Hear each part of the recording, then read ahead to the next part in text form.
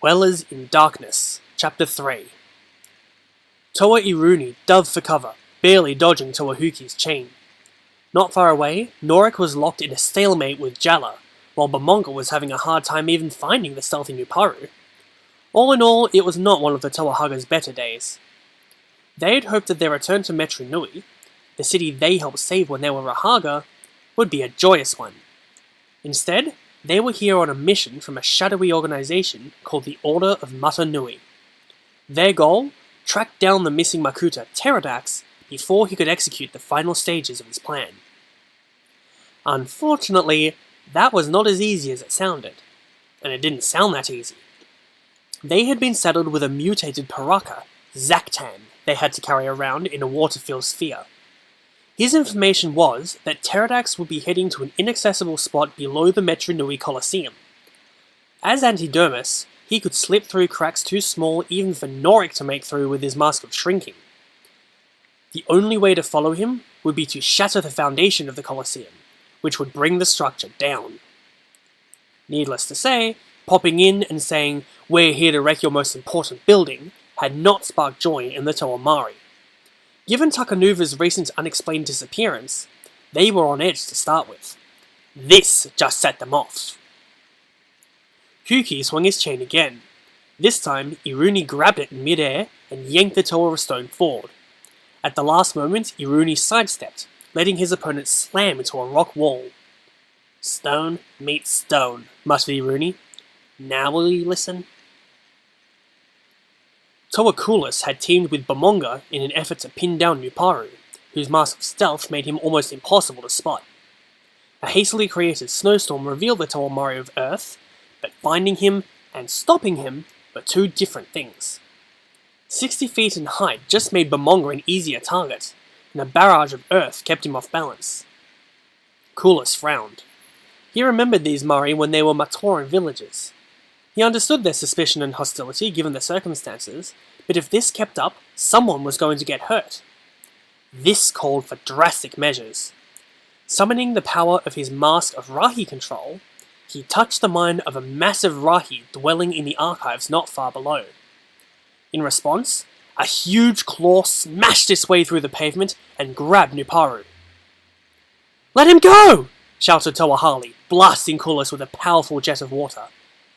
Even as he staggered from the impact, Kulis realized what was about to happen. The creature had been roused by his mask power, but his concentration was now broken. The Rahi was no longer under his control. It erupted from below ground in a shower of rock and earth. Well over 60 feet high, it scanned the battlefield with its 3 heads. Muted light from the sunholes reflected off its brown scales as it spread its bat-like wings. Its cry of triumph shattered crystal structures as far away as Kometru. The word Toa means hero in Matoran, and one of the characteristics of a hero is the ability to put aside personal feelings in a crisis. Thus it was that the Mari and the Haga forgot their fight in the face of this monstrosity from below. Still reeling from Harley's blow, Kulis could not reassert control. But Jala and Norik had already discovered the beast feared fire, and their twin blasts drove it back toward the barren plains of Pormetru. The creature wasn't about to go quietly. It hurled Nuparu through the sky at deadly speed. Huki whirled and used his mask of gravity as he never had before, applying just enough power to slow the Toa of Earth without ripping him apart. Bionicle, still at his maximum size, landed a rain of blows on the Rahi. He might as well have been a Toa of water summoning a light spring rain for all the good it did. Now it was Kongu and Iruni's turn, as they combined their air power with the powers of the Toa of Fire to create a swirling tornado of flame. The Rahi was directly in the eye of the storm, which was so hot it melted nearby mountains into slag.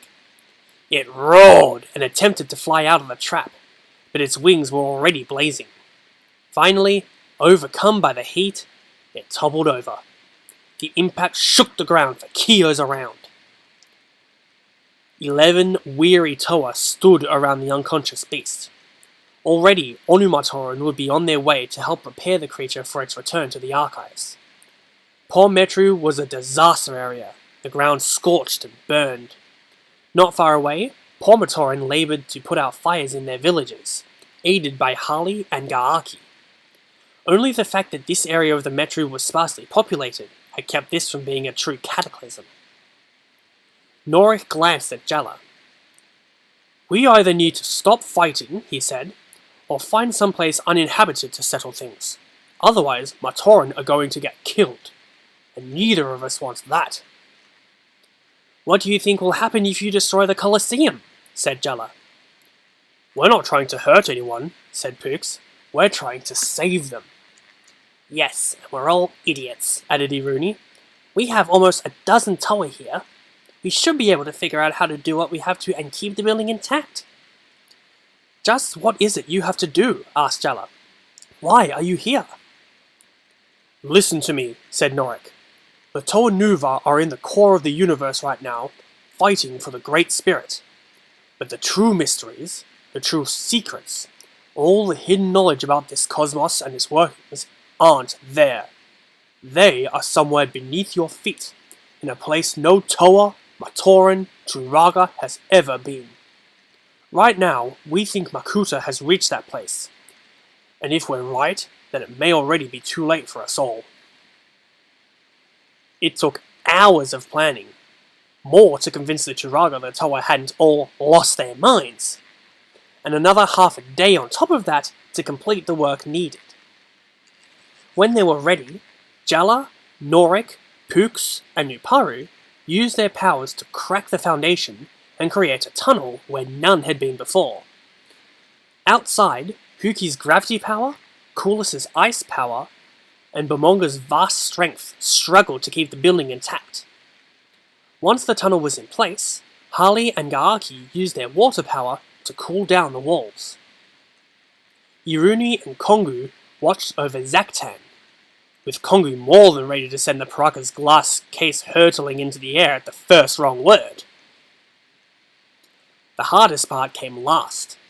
Bomonga and Kulis had to let go of the Coliseum to join the others as they prepared to venture into the unknown. That left Huki supporting the vast structure alone. "My team will go with you," said Jalla to Norik. "No," the leader of the Toahaga responded. "If we fail, if Pterodax escapes, you may be the last hope to stop him. We will go, and Pooks and I will seal the tunnel behind us. Hurry, Huki cannot last long." Jalla wanted to argue, but Norik was right. The Tower of Stone was on the verge of collapse. He watched as the Toahaga disappeared below ground. A moment later, the powers of stone and fire resealed the entrance. He signaled to Huki, who slowly eased back on his mask power to lower the Coliseum back to the ground. Then the Tower of Stone passed out. "He'll be alright," said Harley after checking on their fallen friend. "But I still think we should have gone along. They may be facing great danger." "I know," said the Tower of Fire. "But I kept thinking as I watched Pooks and Norik closing the tunnel behind them. I have never seen anyone seal their own tomb before." To be continued.